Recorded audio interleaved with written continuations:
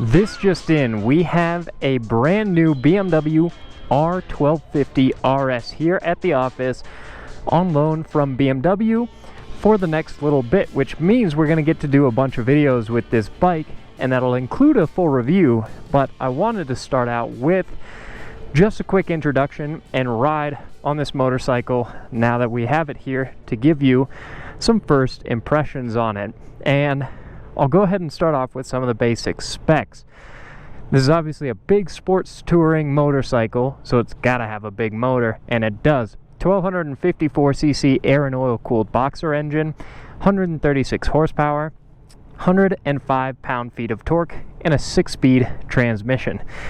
And it's going to need that because it's a 536 pound bike. This is a big beast of a machine, but it's got so many good components on it that handle that weight, like these Brembo brakes front and rear. It's a really impressive motorcycle, not only in its components, but the build quality. This particular bike is triple black, so it's very, very dark, but still, a lot of really nice fit and finish here. There's some plastic along the side, but things like these option 719 parts here on the top of the motor, and they're really sharp. And actually, there is a little bit of contrast on this bike. Well, you've got this big polished can, but you've got some gray on the wheels here, so there's a little bit of contrast here. A really sharp looking motorcycle, and I'll go ahead and power this on so that you can see one of the highlights for me on this bike is this 6.5 inch TFT. Great looking display. It shows you all of the essential information right up front. So you have your speedo, your tach, and your gear position indicator right there. And then you can cycle through a bunch of different information on the screen as well, including, let me get out of the way of this mail truck.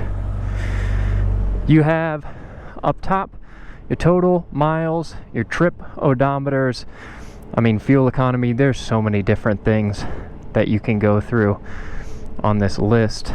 Look at that. It actually takes a while to get back to the screen that I usually leave it on, which is fuel gauge. We also have our modes here. So right now we're in road mode. There's also dynamic, eco, and rain. And then you have your time, which obviously is not set up for where we are here in the Rocky Mountains. It's not 10 p.m. And our temperature, it's spring, it's nice and warm. So a lot of really good in terms of the tech there on the screen, but best thing about this bike is actually riding it, obviously. So let's do that.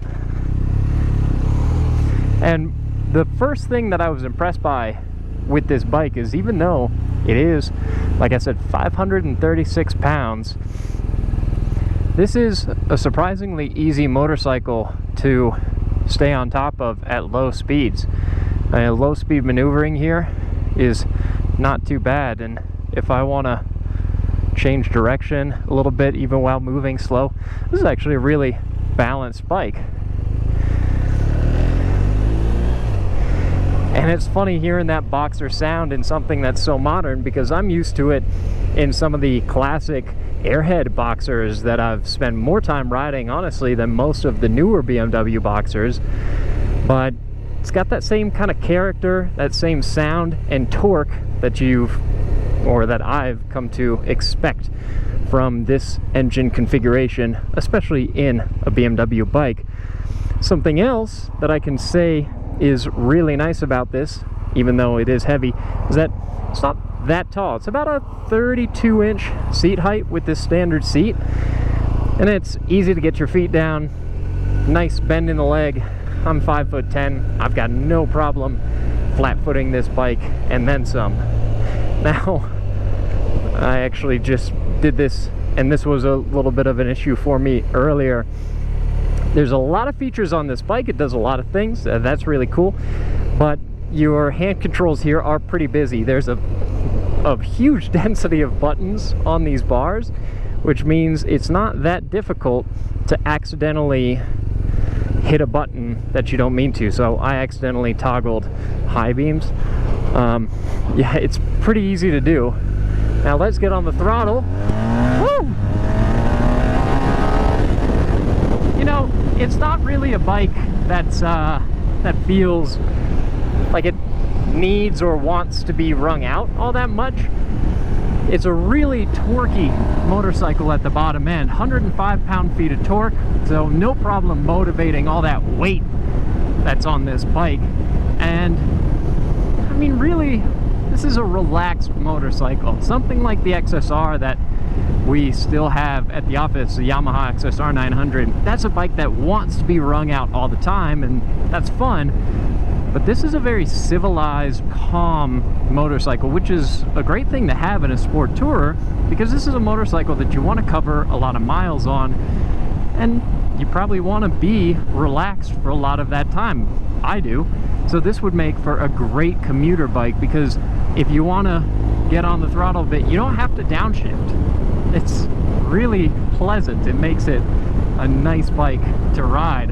And right now we're cruising through some of these city streets, but I do also want to hop over here onto the highway, because of course that is another one of the things that this bike is going to be great for, is running at higher speeds. We've got a windshield up front that I'll extend once we pull out onto the highway. Yeah, it's a really great bike to do some commuting on. I could see covering a lot of miles on something like this. Even though it's heavy, once you get moving, it doesn't really feel like it's carrying all that much weight. It feels pretty light, and it feels like it actually would be pretty happy to corner, even though we're on those same very straight roads that we have to ride around the office. This would definitely be a happy motorcycle in some corners. I've got my windshield here. There's a little bar that you can grab onto up there, but I kind of like just grabbing onto the windshield itself, so you can get a little bit of extra protection.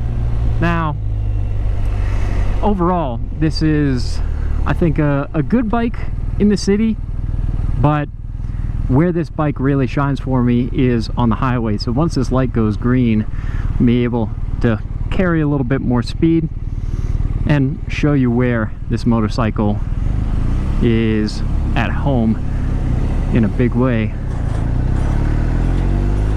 And again, I mean, right now I'm following traffic, and even though I can't wring this bike out right now, it's happy to cruise along. It doesn't need to be ridden hard all the time. And the transmission on this bike is really, really smooth. It's not one of those clunky, very agricultural feeling transmissions. It almost doesn't make any kind of clunk or sound when you shift into the next gear. It's really, really subtle, really smooth. It's part of what makes this feel like a nice, refined motorcycle. So, obviously, like I've just talked about, there is a lot of good with this bike. You know, not to mention that the brakes, these Brembos, also feel incredible. They're really impressive brakes, and they make this bike stop a lot better than a lot of other heavy motorcycles do. So again, a lot of good things here, but there's compromise in every motorcycle, right? One of the big compromises with this bike is the fact that it's expensive. It starts out at $15,700, and there's additional packages and options that you can select and add to this bike from there.